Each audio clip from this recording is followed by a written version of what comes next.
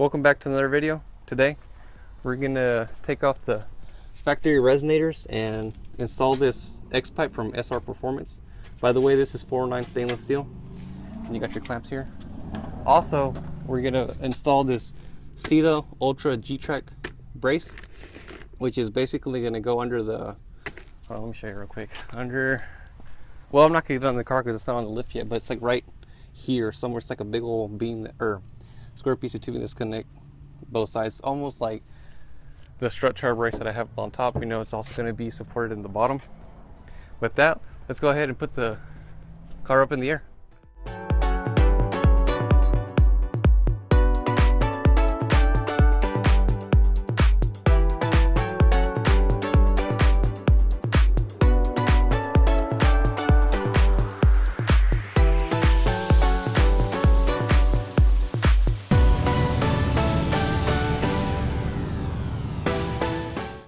Okay, so this is the hardware that came with the Steeda brace. You got your bolts.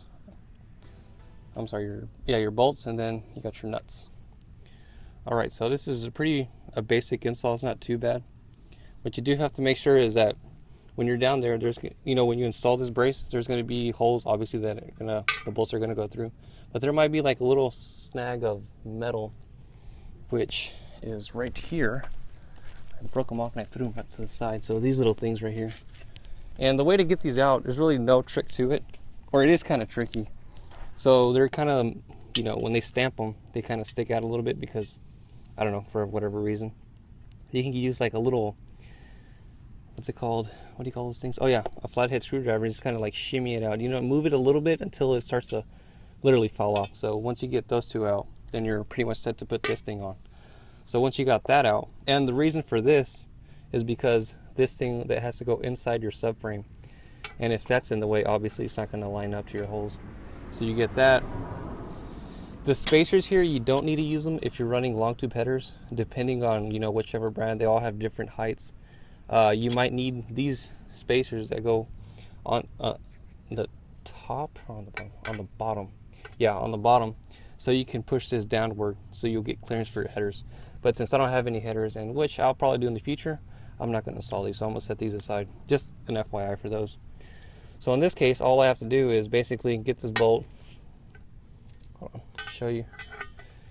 Put your washer right there. So go down. Then this one's going to slide inside your subframe, and of course I'm not going to put the bolt yet.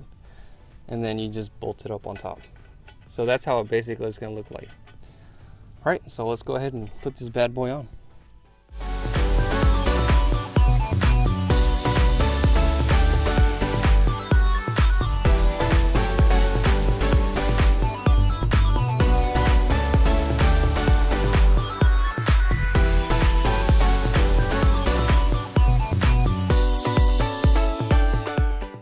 Alright, I just finished up installing the G-Track brace.